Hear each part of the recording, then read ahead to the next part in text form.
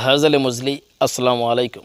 ভাইরা, আমরা হজরত হুদ আলি সাল্লামের জীবন সম্পর্কে বা কাহিনী সম্পর্কে অনেক কিছু জানি। হুদ আলি সাল্লাম আল্লাহ তাআলার বিশেষ একজন পয়গম্বর। তিনি যে জাতির পরে এসেছিলেন, সেই জাতি সেই সময় কুসংস্কার করতো, মূর্তি পূজা করতো, বিভিন্ন দেবদেবীর উপাসনা করতো, শিরকের ভিতরে অন্তর্ভুক্ত হয়ে গিয়েছিল। আল্লাহ তাআলাকে বাদ দিয়ে তারা যে একাধিক পূজার ভিতরে লিপ্ত ছিল, এই জন্য ওই সময় হুদ আলি সাল্লাম ওইখানে এসেছিল, আল্লাহ তাআলা প্রেরণ করেছিল। দেখেন ভাইরা, আল্লাহ তাআলা সব গুনাহ মাফ করে দেবেন, কিন্তু শিরকের ভিতরে লিপ্ত থাকা এই ব্যক্তির গুনাহ কখনো মাফ করবেন না।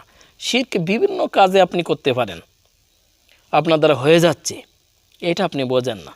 দেখেন ভাইরা, এক পর্যায়ে হুদ আলাইহিস সালাম তাদেরকে সুসংবাদ দিলেন যে তোমরা যদি এই মূর্তি পূজা করো তাহলে আল্লাহ তাআলা তোমাদেরকে ধ্বংস করে দিবে, আর এই মূর্তি পূজা থেকে যদি বেরাতে থাকো, এক আল্লাহ তাআলা যদি তোমরা ইবাদত করো তাহলে আল্লাহ তাআলা তোমাদেরকে নাজাত প্রাপ্ত করবে, ভেস্তা দান করবে।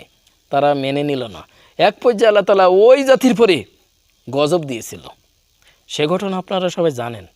তো দেখেন, বর্তমান পরিস্থিতিতে আমরা ঠিক ওই হুদ জাতির কাজবাজ করে থাকি, আমাদের উপরও কিন্তু গজব আসবে।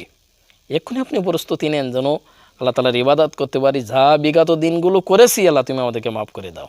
আল্লাহ তাআলা আলিমুল গায়ব, আল্লাহ তাআলা রহমানুর রহিম, তিনি সবাইকে মাফ করে দিবেন।